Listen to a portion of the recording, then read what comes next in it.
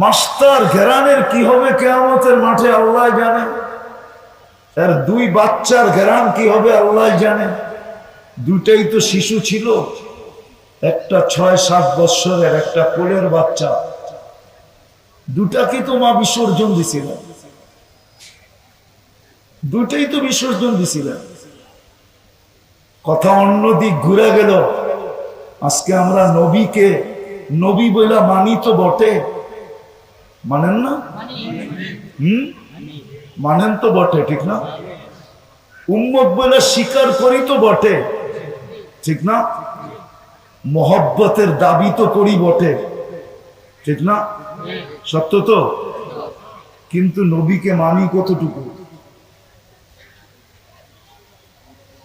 ওনার আদর্শ কতটুকু মানি? শুধু কি এতটুকুই যথেষ্ট যে আপনাকে সবকিছু আইনা দিল? সমস্ত উম্মতের ভিতর থেকে লক্ষ কোটি, শুধু একটা না, দুটা না, সেঞ্চুরি না, আমার ছোট জীবনটা যথেষ্ট হবে না।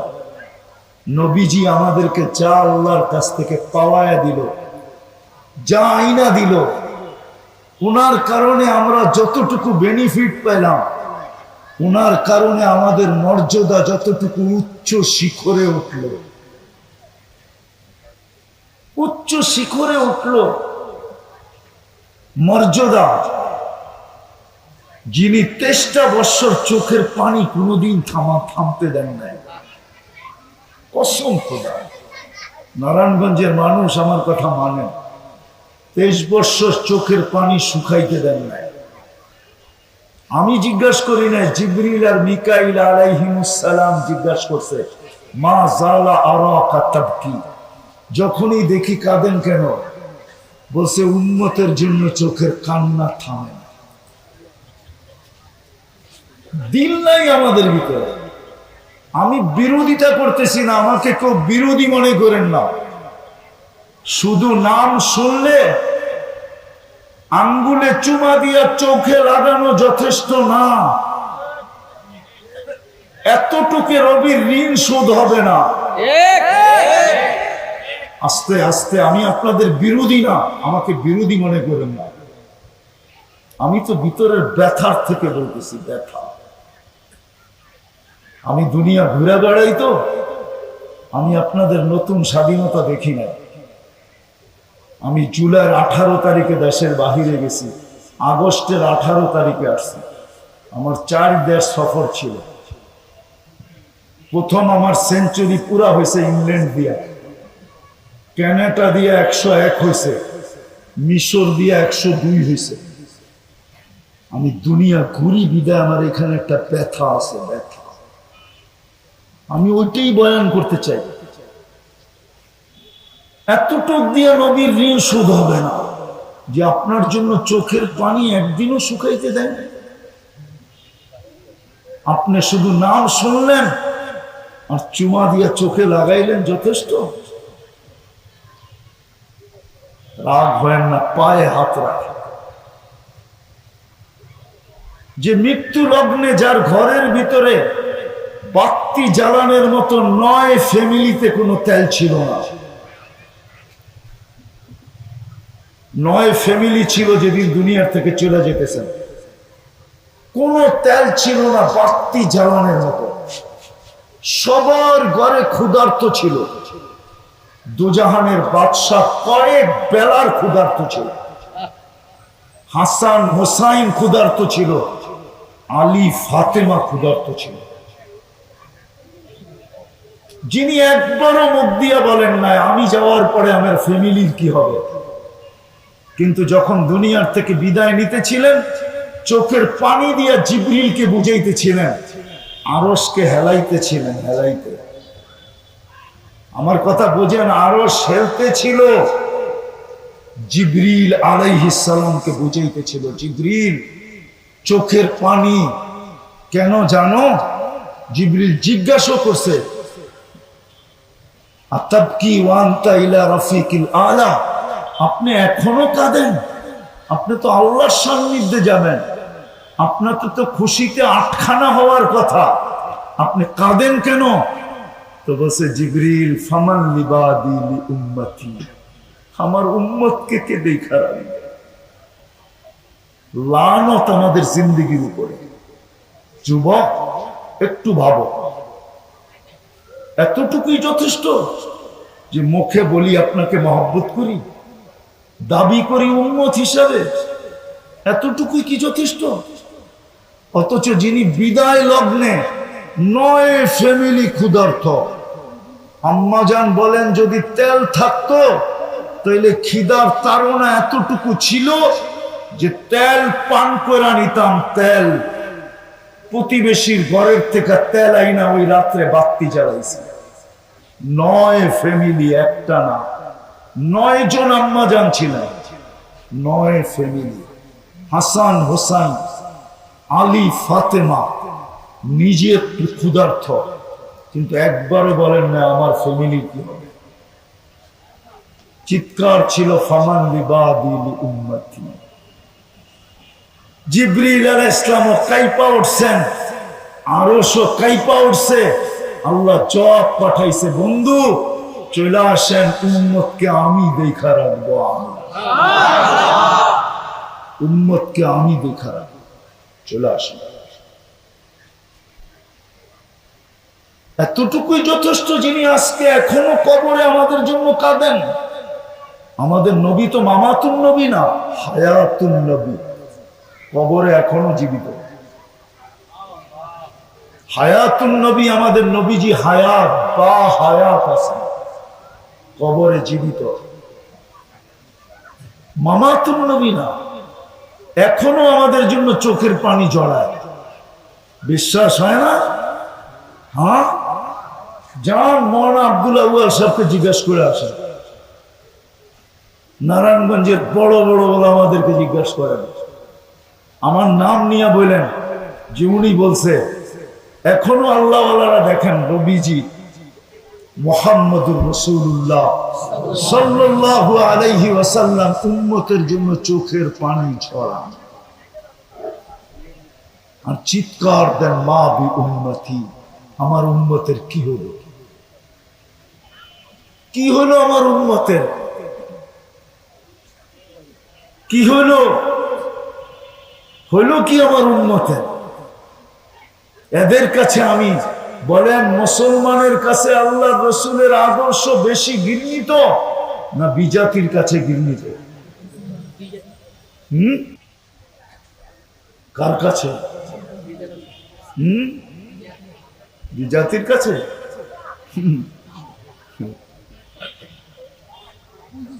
বিজাতির কাছে? ও তো উম্মতি না।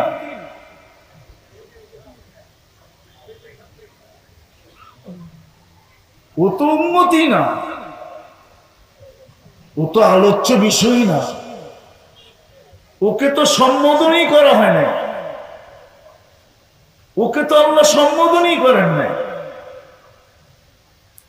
এই জন্য কোরআনে যেখানে আল্লাহ কাফেরদেরকে কিছু বলতে হয়েছে তো মাধ্যম দিয়া বলছেন, কুলিয়া আইয়ুহাল কাফিরুন, বন্ধু আপনি বইলা দেন, আপনি বলবেন না? কারণ আমি তো মুসলমানের লোকে মুখ লাগাবো, কাফেরের সাথে লাগাবো, সম্বোধনই তো করেন না। আজকে বলেন আপনার আমার জীবনে আল্লাহর রাসূলের আদর্শ ঘৃণিত না প্রিয়? যদি প্রিয় হইতো, যুবক তোমাদের পায়ে হাত রাখি, তাহলে তোমরা নেটে দেখা চুল কাটো কেন? এটা কি আল্লাহর রাসূলের আদর্শ?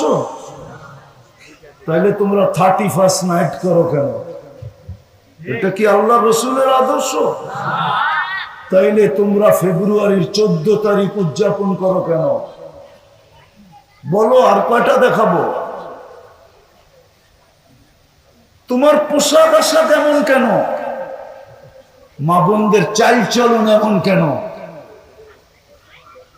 পুরুষদের অবস্থা এরকম কেন?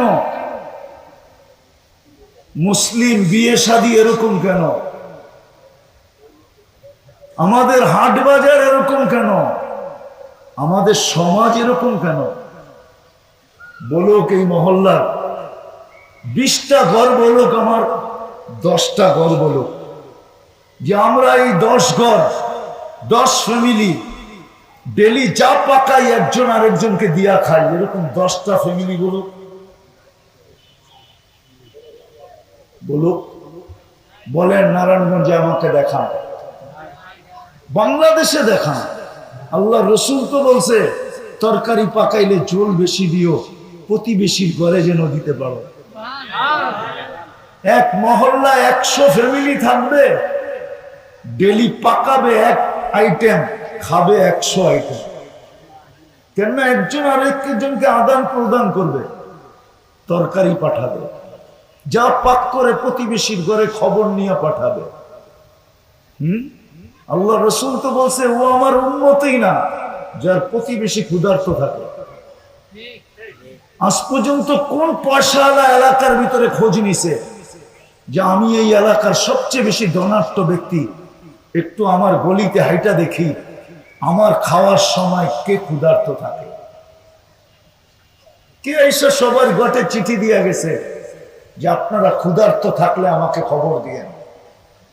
অথচ আল্লাহ রসুল তো বলছিল তুবাল আমির আলা বাবিল ফকির, আল্লাহর কাছে ওই ধনীর চেয়ে উত্তম কোনো ধনী নাই যে গরিবের দরজায় যায় খটখট খটখট করে।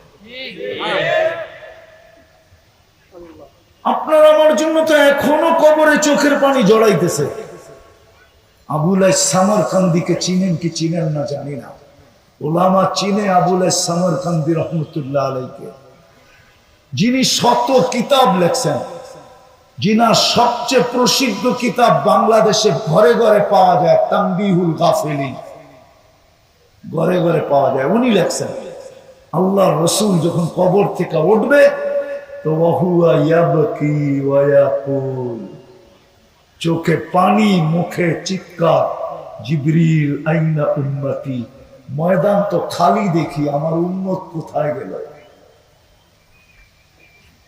ময়দান তো খালি, উম্মত কোথায়? তো জিবরিল আলাইহিস সালাম সান্ত্বনা দিবেন, চিন্তার কোনো কারণ নাই, আপনিই প্রথম উঠছেন, মা শাক্কাল আরদা আহাদুন ইল্লা আনতা, আপনিই সর্বপ্রথম উঠছেন, আপনার আগে কেউ ওঠে নাই। উম্মত এখনো ওঠে নাই, কোন নবী ওঠে নাই, রসুল ওঠে নাই, সব মাটির নিচে আছে, আপনি প্রথম উঠছেন, আপনাকে প্রথম উঠানো হয়েছে। আপনি শান্ত হন, যে কবর থেকে কাঁদতে কাঁদতে উঠবে উম্মতের জন্য, হাসানের জন্য না, হোসাইনের জন্য না। আপনি আর হাসান হোসাইনকে কতটুকু ভালোবাসেন? কলিজার টুকরা ছিল হাসান হোসাইন, আল্লাহ রসুলের দুনিয়াই ছিল হাসান হোসাইন। কি হাসান হোসাইন, আলী, ফাতেমা, উম্মে কুলসুম, এটাই ছিল দুনিয়া। এই 5 জনের দুনিয়া ছিল আল্লাহ রসুলের। আপনি জানেন না হাসানকে, আপনি জানেন না হোসাইনকে, আপনি জানেন না হাসানকে, আপনি জানেন না হোসাইনকে। হাসান হবে অথবা হোসাইন রাদিয়াল্লাহু তাআলা আনহু হবে বাচ্চা, আল্লাহর শ্বশুর সাহাবাদের মাঝে বসে আছেন, তো আসছেন সামনে, নানার সামনে আইসা দাঁড়ায়া পেশাব করে দিছেন বিলকুল বুকের মধ্যে। সাহাবা হাক্কা বাক্কা খায়া থামাইতে চাইতেছিলেন, আল্লাহর রসুল বলছেন কেউ আওয়াজ করবে না, করতে দাও। যখন করা শেষ হয়ে গেছে আল্লাহর রসুল বলছে 1 বালতি পানি নিয়ে আসো। নিয়ে আসছে, বলছে আমার এখানে ঢাইলা দাও। তারপরে ধোয়া, তারপরে উঠায় চুমা দিয়া বলছে হাসান মিন্নি ওয়া আনা মিনহু, হাসান আমার কলিজার টুকরা, আমি হাসানের কলিজার টুকরা।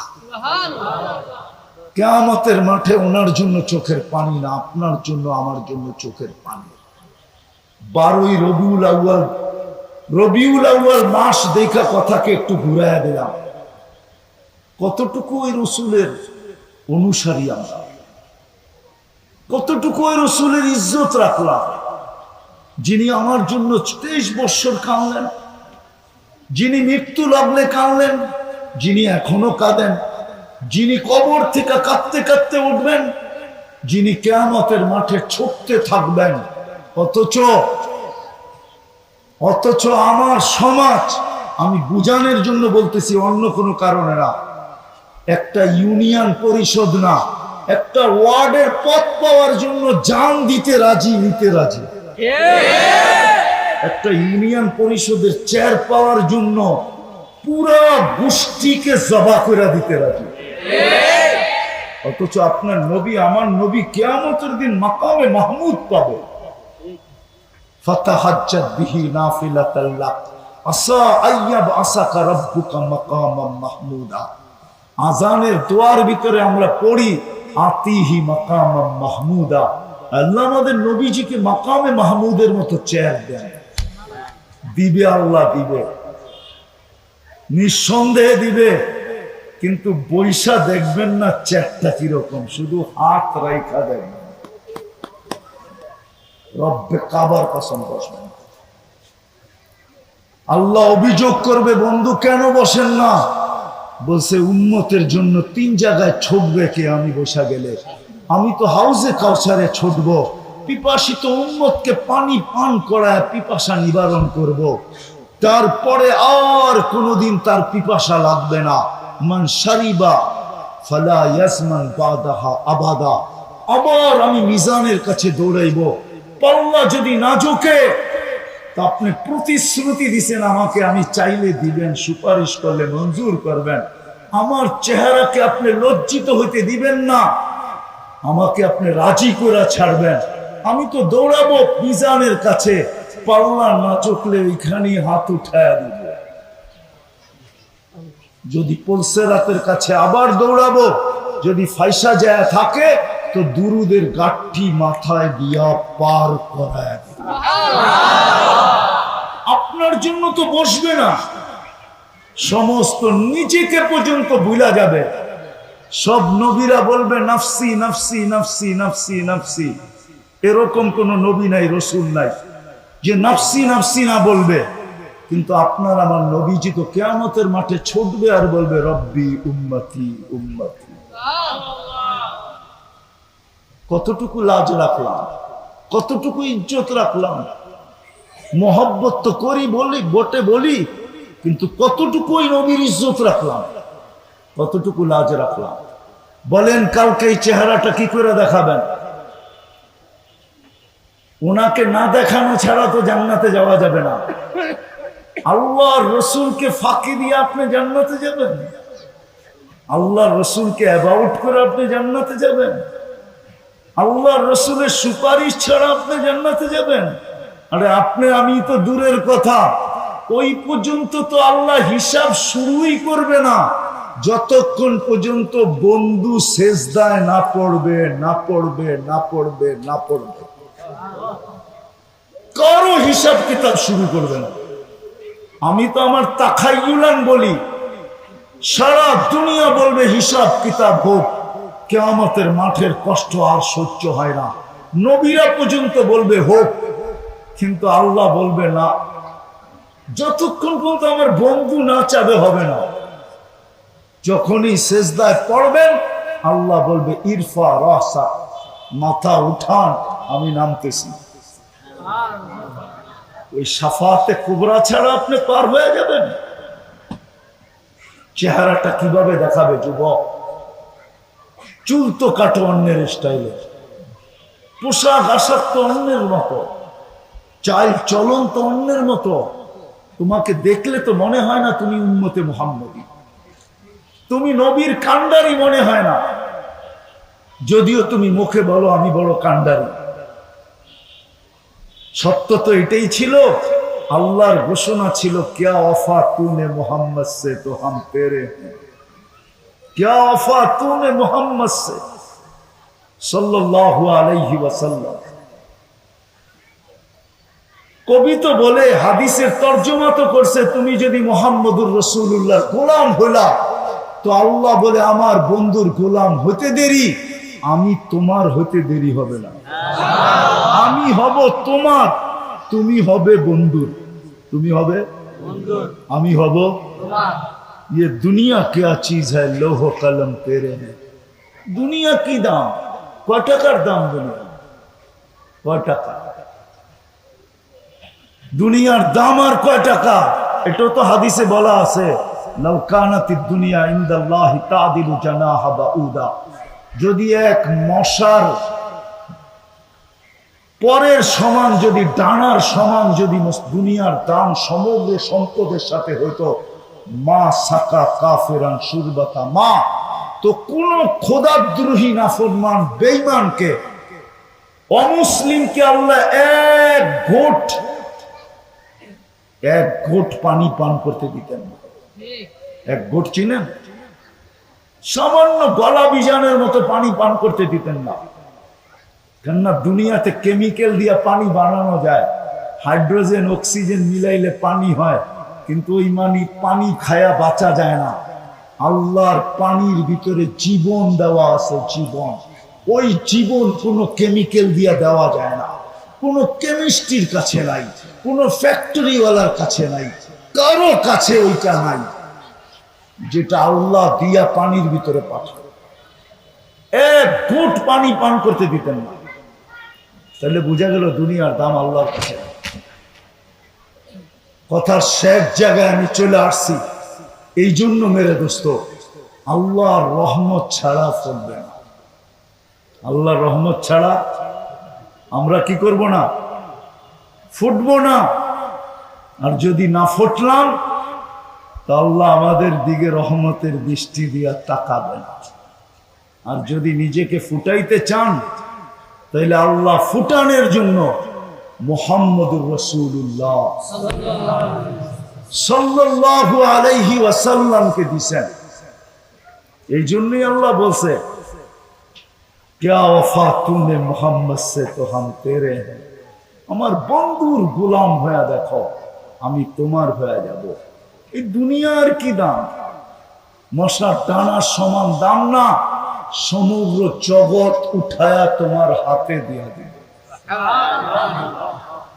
লৌ তোমার হবে, কলম তোমার হবে, সব সৃষ্টি আমি তোমার অধীন করে দিব, অধীন, সব তোমার হাতে উঠায়া দিব, সবকিছুর মালিক তোমাকে বানায় দিব, সর্বশেষ জান্নাত তোমাকে দিয়া দিব। এই জন্য আসেন, রবিউল আউয়াল মাস, পায়ে হাত দিয়া বলি, 2-3টা কাজ করতে পারবেন আজকে? অঙ্গীকার করতে পারবেন যে নবীর আদর্শকে নিজের জীবনের আদর্শ বানাবেন?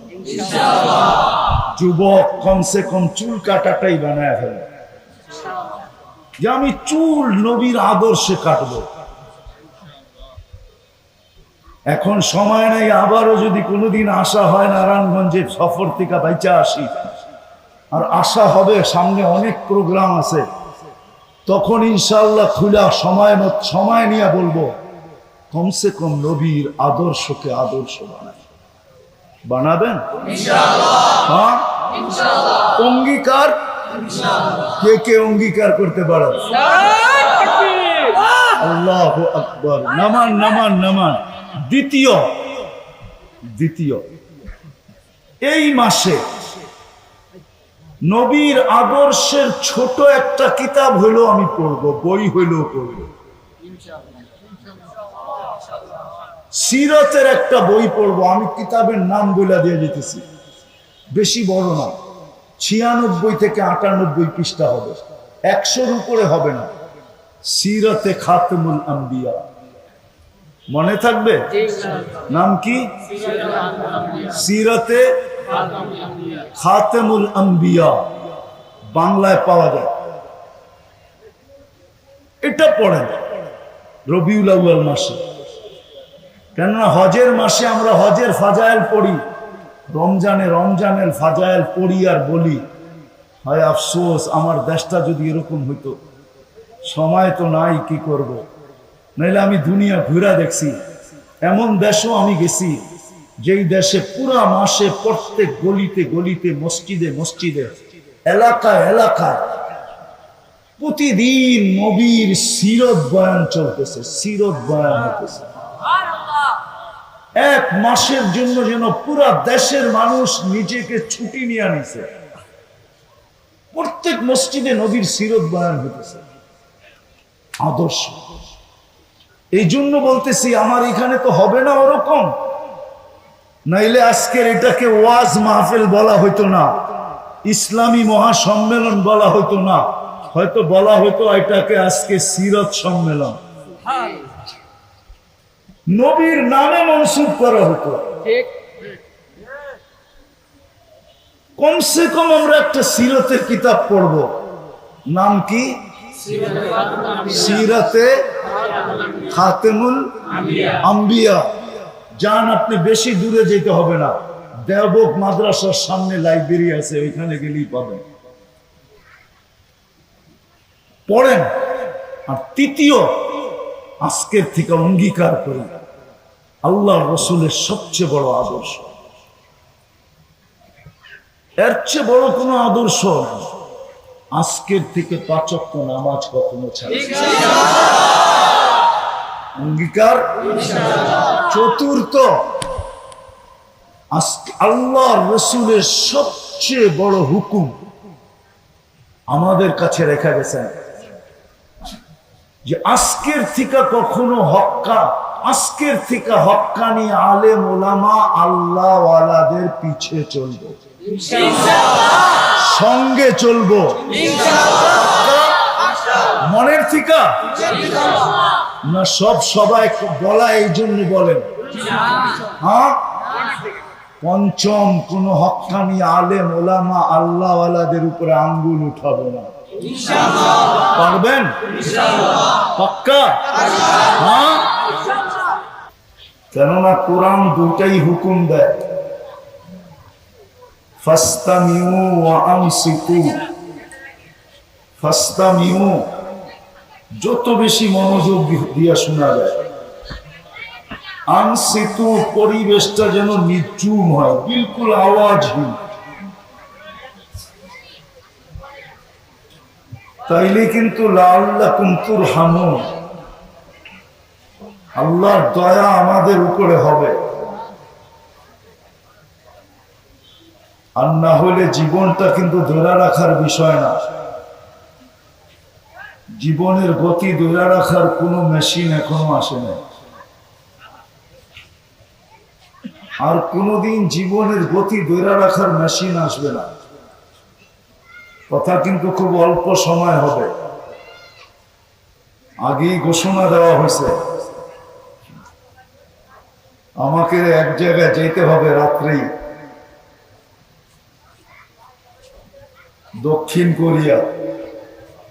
বিদায় আমাকে এখান থেকে এয়ারপোর্টে পৌঁছতে হবে। আমি তো বাদেই দিতেছিলাম, কিন্তু মাদ্রাসার দিকে তাকায় কষ্ট হইল, তারপরে চলে আসছি যাতে কেউ এই কথা মাদ্রাসাওয়ালাদেরকে বলতে না পারে যে খামাখা পোস্টারে নাম দিছেন, আপনারা দাওয়াতই দেন না।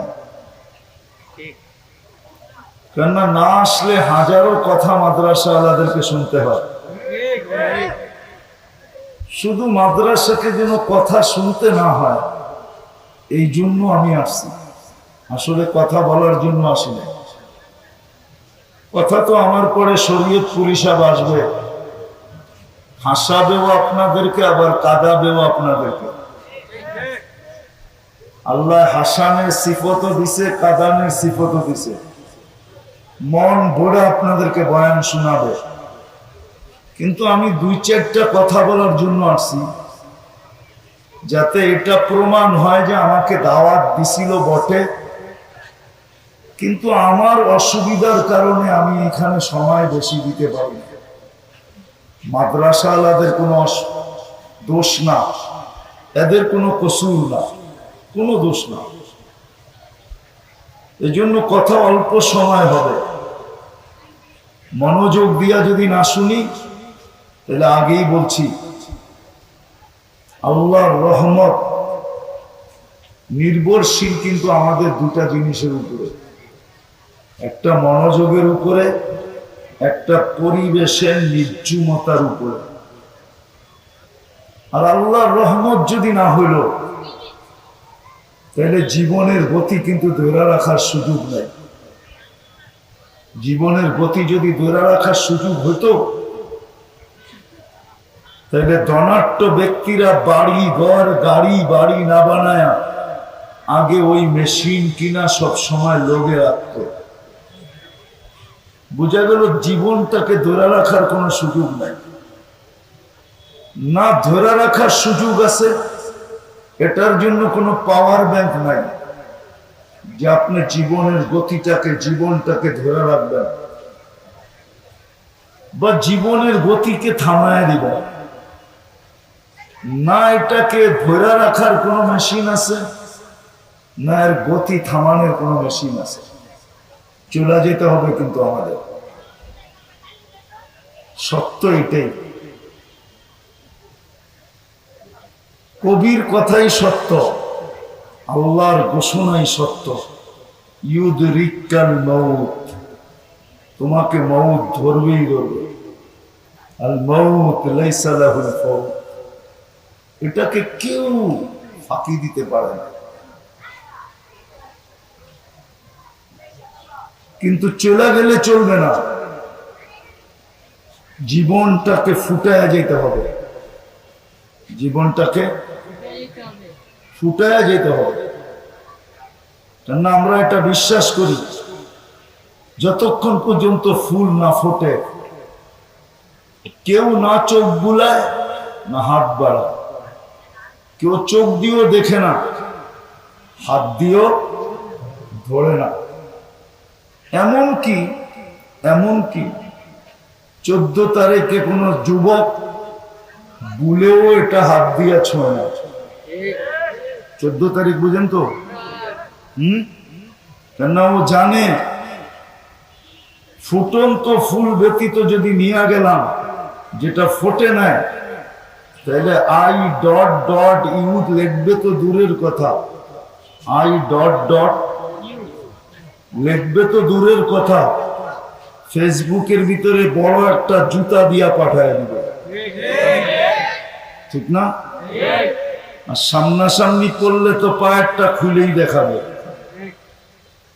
যে তুই একটা ফুটন্ত ফুল নিয়ে আসতে পারিস না, আবার তুই চাইতেছিস আমি তোকে লেখা দেই I.ইউ।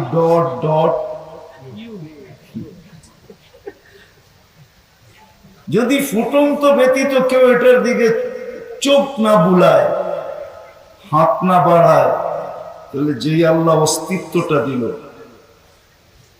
যুবককে যৌবন দিল, নারীকে নারীত্ব দিল, পুরুষকে পুরুষত্ব দিল, রূপসীকে রূপ দিল, গুণবতীকে গুণ দিল, ওই আল্লাহ ফুটন্ত ব্যতীত আমার দিকে তাকাবে তো তাকাবে কি করে? একটু ভাবেন না, কথা কিন্তু বেশিক্ষণ হবে না। আবারও বলতেছি, রাস্তার যে অবস্থা দেখে আসছি, আমি তো সন্দেহে আছি আমি টাইম মতো পৌঁছতে পারবো কিনা। লোকাল ফ্লাইট না ইন্টারন্যাশনাল ফ্লাইট, এই জন্য কথা বেশি হবে না। একটু চিন্তা করি, বিবেকটা কেন দিছে না? এই জন্য যেটার পিছনে সারাদিন ব্যয় করতেছি। যুবক, ব্রেনটা তোমাকে আল্লাহ কেন দিলেন বলো? বিবেকটা কেন দিলেন? বুদ্ধিটা কেন দিলেন? পুরুষ হিসাবে চিন্তা করি যে আমি যদি ফুটন্ত ব্যতীত ফুলের দিকে চোখ ভুলাই না, হাত বাড়ায়া নেই না, তো যে আল্লাহ আমার মতো যুবককে যৌবন দিয়া ফুটাইল, কি যৌবনের দাম কত বলো? বলো, এক যৌবনের দাম কত? কেউ জানলে বলো যৌবনের দাম কত? আরে বলো না, কত দাম? ও একটা বাবা, ঠিক না? কি ডাই যৌবনের দাম কত? সমগ্র জগতের সম্পদ যদি এক পাল্লায় রাখা হয় আর এক যুবকের যৌবন এক পাল্লায় রাখা হয় তো যৌবন বেশি দামি। বিশ্বাস হয় না? হ্যাঁ, না যৌবন কিনতে পাওয়া যায় কলিকাতা হারবালে, না মডার্ন হারবালে পাওয়া যায়? যায় না? তাহলে একটু ভাবো না কেন তোমাকে যে আল্লাহ যৌবন দিয়া ফুটাইল, ওই আল্লাহ তোমার দিকে তাকাবে তো তাকাবে কিভাবে, কখন তাকাবে? যেই পুরুষকে পুরুষত্ব দিয়ে আল্লাহ সাজাইল এর দিকে আল্লাহ কখন তাকাবে? যেই নারীকে আল্লাহ নারীত্ব দিয়ে সাজাইল, নারীর দামই তো নারীত্ব, নারীত্ব না থাকলে তার কি দাম আছে? দাম কি? আল্লাহ তো তৃতীয় লিঙ্গ বানায় এই জন্যই বুঝাইছে আমাদেরকে। কি বুঝায় না? তৃতীয় লিঙ্গ দেখলে খালি কি করে? এটাই তো। কি এতটুকুই তো না আরো কিছু? আল্লাহ যে ফুটাইলেন আমাদেরকে, আল্লাহ কখন তাকাবে এটাই আমার বুঝানোর বিষয়। যদি আল্লাহর রহমত আমার উপরে না হইল তাহলে খোদার কসম যুবক, যৌবন তো হবে কিন্তু তুমি ফুটবে না। পুরুষের কাছে পুরুষত্ব হবে কিন্তু ফুটবে না, নারীর কাছে নারীত্ব হবে কিন্তু ফুটবে না। আমি ফুটানের দুই তিনটা দৃশ্য, দুই তিনটা প্রমাণ দিতে চাইতেছি যে আল্লাহ ফুটাইছেন তো কিরকম ফুটাইছেন, নারীকে ফুটাইছেন তো কিরকম ফুটাইছেন। রাবেয়া বসরি কোন রাজরানী ছিল না, রাজরানী রাবেয়া বসরি কোন রাজরানী ছিল না, কোন সম্ভ্রান্ত ফ্যামিলির মেয়ে ছিল না, কোন নামি দামি বংশের ছিল না। রাবেয়া তো কৃত দাসী ছিল। আমি তো 6 বার তার বাড়ি দুই চোখে দেখা বলতেছি, কিতাব আজ পর্যন্ত পড়ি নাই, কিন্তু আমি তার বাড়ি 6 বার চোখে দেখা তারপরে বলতেছি। এখনো রাবেয়ার ঝুপড়ি আমার চোখের সামনে। সে তো কোনো রাজরানী রাজ পরিবারের মেয়ে ছিল না। রাবেয়া তো কৃতদাসী ছিল, কিন্তু ফুটছে তো কতটুকু ফুটছে? আজ পর্যন্ত রাবেয়ার নাম শুনলে, রাবেয়ার নাম শুনলে কোনো মুসলমান মেয়ে, যদিও তার কাছে ইসলামের কোনো ছোঁয়া না থাকুক, তারপরও নাপিয়ার নামটা শুনলে একটু সমীহ হইলেও করে, একটু সম্মান হলেও করে, একটু দিলে ধাক্কা লাগলেও লাগে না? লাগে না?